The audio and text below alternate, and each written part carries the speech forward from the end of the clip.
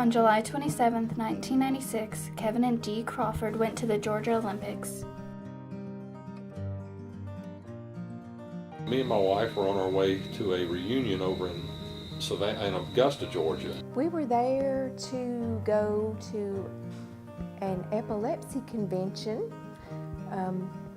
My husband, when he was 18, had a surgery for epilepsy, and he tries to go back every year to the annual convention, and it was in Augusta. We had been on our trip over there. We planned to stay in Atlanta and go to the Olympics for a little bit because that's a once-in-a-lifetime chance you might get to see the Olympics. We came into Olympic Square, the Olympic Park area, and we'd pretty well spent all day in that area where they had the concerts at. There were a bunch of concerts, a bunch of different events going on, and we'd stayed in there watching the events all day long.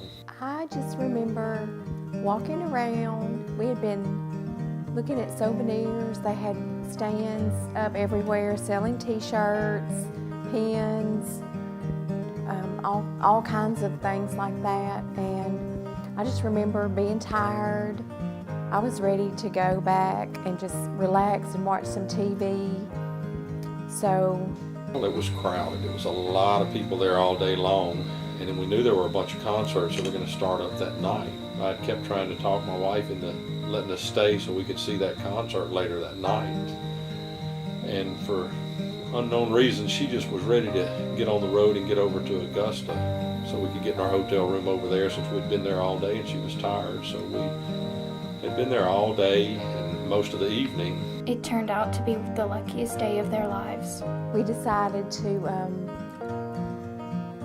go back to our hotel where we were spending the night and have a drink and relax. And we got back and my husband turned the TV on, and it was showing right where we were at, and he said, there was a bomb that just went off right where we were at, looking around.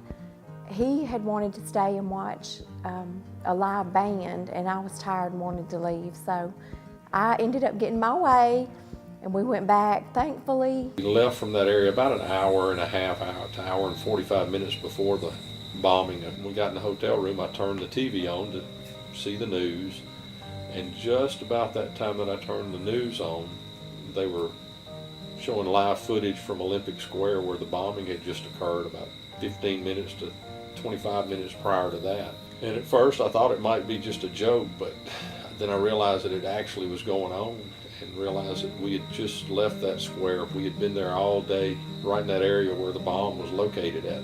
Well, it was shocking for sure, and then scary, thinking that we had just been there, walking around right there by where that barrel was. And I'm then just thankful that,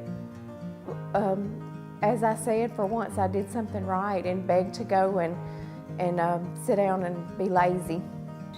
It really sent a chill up my spine. I realized that that could have happened any time that day. From what I heard, the backpack had been sitting there a pretty good while. We were just lucky that we decided to leave and not stay for that concert. During the concert, a bomb went off, and I was extremely worried when I heard about that, because I knew that my sister and her husband were there. So I had no idea at the time if they were actually at the concert or close to where the bomb went off or anything really.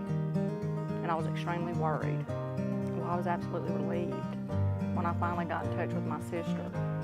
And I was relieved that they had actually left the concert early and gone back to their motel before the bomb went off. So that was a huge relief to me. Played a different role to us. It's just funny how fate deals its cards, and it wasn't meant for us to be there when the actual event occurred, but I know it makes you realize how strange things are in this world now, and how lucky you are that you don't get affected by something like that.